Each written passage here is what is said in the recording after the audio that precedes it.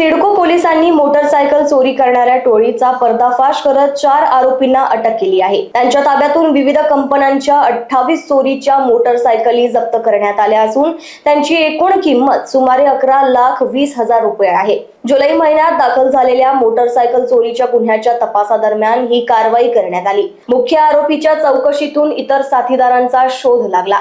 आरोपी चोरीच्या मोटरसायकली कन्नड तालुक्यात विक्रीसाठी पाठवत असल्याचे तपासात समोर आले। पुढील तपास सिडको पोलीस करत आहेत। सिडको पोलीस स्टेशनच्या हद्दीमध्ये मागील वर्षभरात आणि यावर्षी सुद्धा विविध मोटरसायकल चोरी गेल्या होत्या।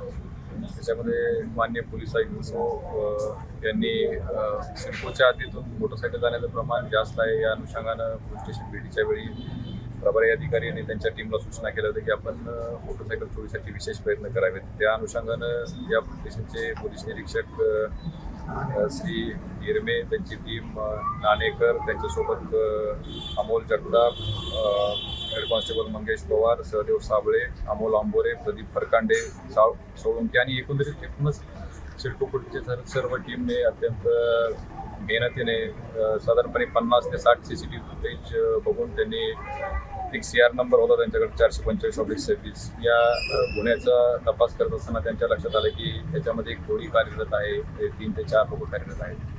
तर 4 आरोपी या गुन्ह्यामध्ये त्यांनी अटक केलेली आहेत आणि त्यांचा 10 दिवसाचा PCR मिळालेला आहे। आतापर्यंत आरोपीच्या ताब्यातून 28 मोटरसायकल जप्त करण्यात आलेल्या आहेत आणि एक चांगली कामगिरी केली आहे। त्यांचा पुढील तपास चालू आहे। आरोपी 10 दिवस PCR मध्ये आहेत। त्या तपासामध्ये काही बाबी अजून निष्पन्न होऊ शकतात।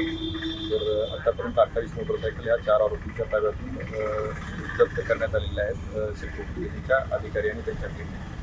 तर त्या सर्वांचं अभिनंदन आणि त्यांनी सर्व चांगली कामगिरी केली आहे। सर, जी हे आरोपी यांच्यावर अगोदर काही गुन्हे दाखल आहेत का? हे चेक करतो। 1-2 दिवसाचा PCR झालेला आहे। अजून पुढं PCR मध्ये या सर्व बाबी आम्ही निष्पन्न करू, त्याचं रेकॉर्ड पण चेक करू आणि रेकॉर्ड असेल तर त्याप्रमाणे पुढची कारवाई करू। आणि ह्या पूर्ण गाड्या कुठून शोधून म्हणजे कुठून मिळाल्या असेल? साधारणपणे मोडच अशी होती की शहराच्या विविध भागातून या गाड्या चोरी करत होत्या आणि त्या ग्रामीण भागामध्ये ओळखीच्या लोकांमार्फत किंवा एजंट मार्फत अशी विक्री करण्यात येत होती। अशा पद्धतीनं काही सिटीमध्ये पण त्यांनी विकलेले असतील। हा तपास प्राथमिक टप्प्यात आहे। तपास जसा जसा पुढे जाईल तसं या सर्व नेटवर्क आणि ह्या गुन्ह्याचं पूर्ण स्वरूप निष्पन्न होईल। Bureau report, Lokvahini media, Chhatrapati Sambhajinagar.